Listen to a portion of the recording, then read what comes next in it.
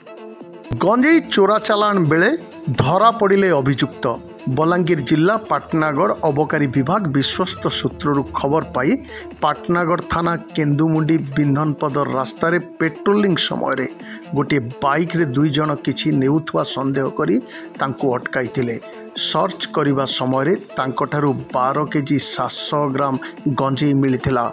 अभियुक्त दुई जन जोगी मुंडा निकटस्थ पंडा मुंडा ग्रामर सुशील दीप और रमेश कुंभार बोली जना पड़ी। जबत होइथवा गंजेईर आनुमानिक मूल्य 1,27,000 टंका बोली जना पड़ी।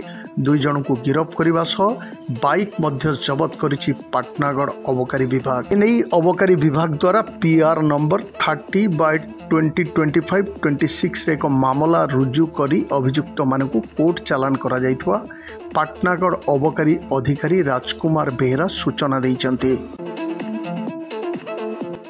पाटनागढ़ अशोक कुमार बाग रिपोर्ट कौशल प्रवाह।